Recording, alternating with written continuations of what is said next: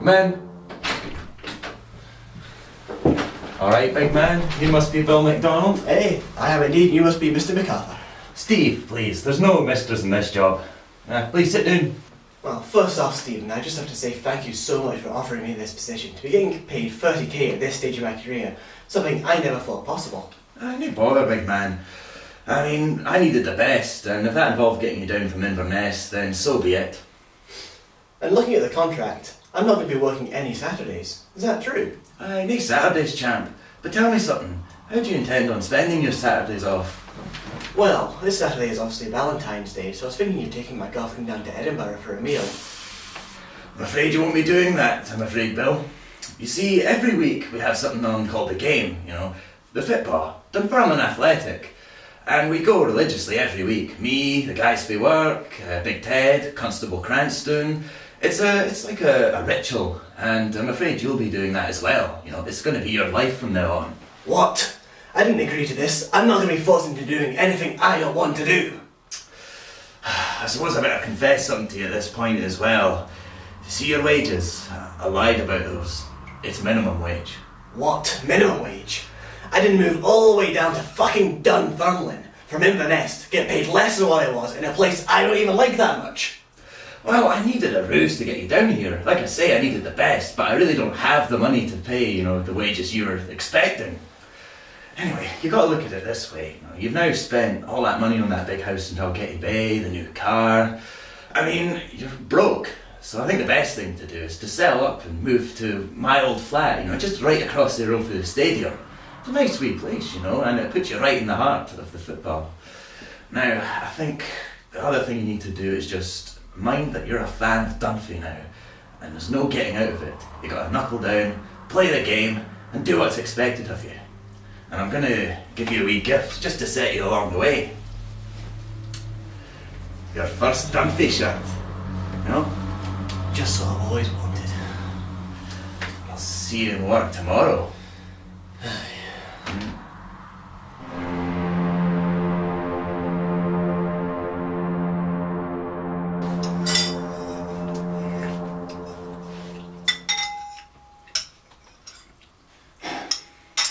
I was looking at the accounts today.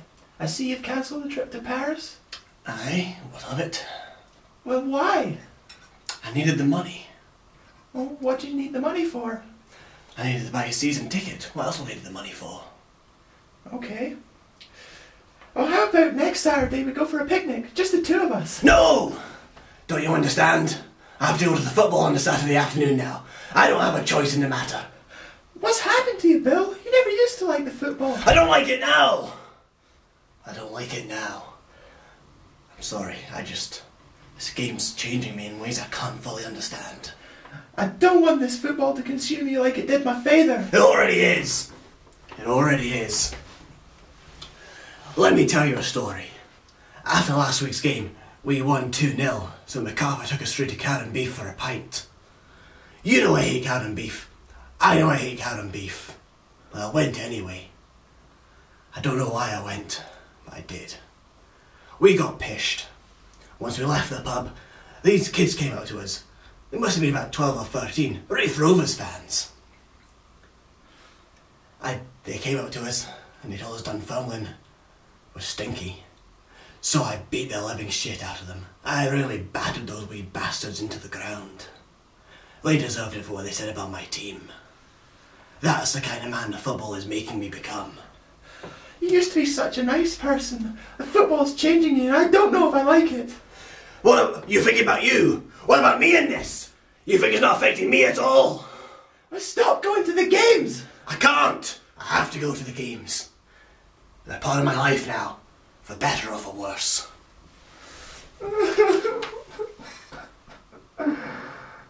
Shut up.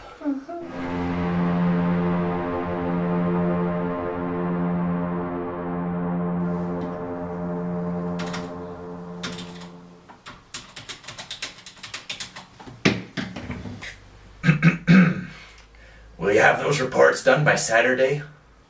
No! I have to fly back to Scotland. The football's on. Look, I let you fly halfway across the world the last few weekends, but enough's enough, Bill. We all have work to do here, and you can't keep taking off like this. You don't get it. I don't have a choice. I have to go back. If I don't go back, McCalforth and the Beef Boys after me. Sure. They were only 12 when I used to beat the shit out of them on a Saturday evening, but they've grown up now, and I don't stand a chance against them. I thought I'd be able to escape the life of football by moving out here, but I was wrong. I was wrong! Okay, fine. You go if you have to, asshole, but don't expect there to be a job here when you come back.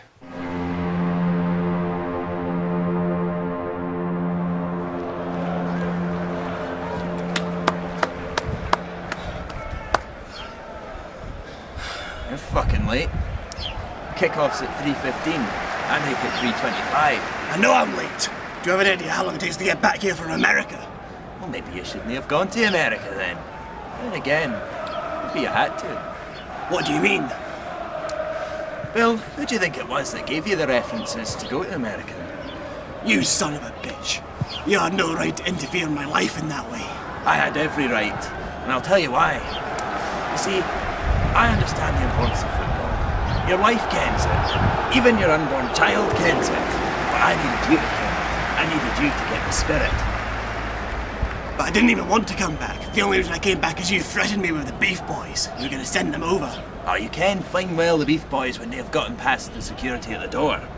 You came because you wanted to, because it's in your heart now. This is your life.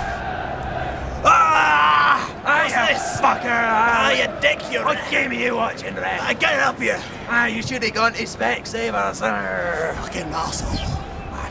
Prick, I think he works for Hearts, to be honest. He probably does.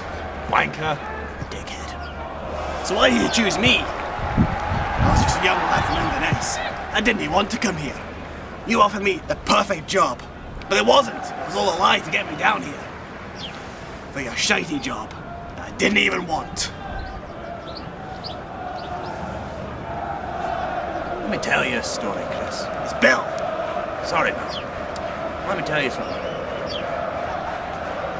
When you look at me, you know, you see a homegrown Dunphy lad, right? Aye. Wrong. Do you know where I was from originally? St. Andrews. Fucking St. Andrews, believe it or not. I had a big house, big family, big posh car, and we weren't even into the football then. We were into the golf, you know, the sort of the rich stuff, the real money. And it was great, you know, I was happy, but, you know, eventually you can get sick of a life like that, believe it or not. And, you know, I thought I would go and travel, see the world. And I thought I'd see the world in Dunfermline. Anyway, I got a wee job in a small accounting firm, you know, just down the road. And almost immediately, I was sucked into the life of football, and I couldn't get out, you know. I thought it was ruining my life at the time. But I adapted, you know, I grew to learn that, you know, if you wanted to survive in this town, you had to learn to love football. You do that indeed. Anyway, the difference between me and the old boss, the good old Torrance McLean, who sadly no longer with us, was that I understood that what people really wanted in this town was to have the Saturday afternoon off to watch the football. That's all they wanted, you know, it was simple. And I gave them that. As time grew on, my empire grew as well, and before I knew it, I was running the entire town. And I gave them what they wanted. I made Saturday sacred, and you know this. Anyway, the reason I told you this story is because, you know, in you I see me in the past, and I see a successor of sorts, you know, to inherit my empire when I retire. You're going to have to forget your dreams, son. This is where dreams come to die.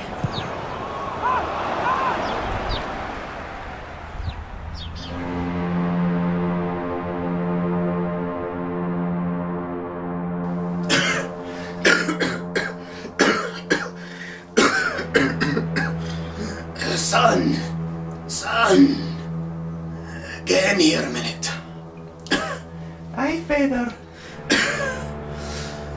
I'm ill, son. I'm not gonna make it to the game today. You're gonna have to kill me. But Feather, it's only the cold. Don't you think I know that? I know fine well it's only the cold. but I'm still too ill to make it to the game. But Father... Let me tell you a story, son. Man, my old boss MacArthur. Aye? He was getting his Saturday papers, and a dog bit him on the way down to the shop. Savage beast it was, savage beast. His leg became infected. He couldn't move. He was bedridden that Saturday. He didn't make the game. In case of this thing coming up, he had a shotgun underneath his bed. You know what he did? Second kickoff began, blew his head clean off. He was dead. Now what I need you to do, son, I need you to learn the importance of football from a young age. So what I want you to do is go down to the kitchen, get the butcher's knife, cover it in bleach, and stick it right into my heart. Kill me in one easy move. But Father... It's the only way you'll learn the importance of the game, son. Your mother agrees. Aye, Father.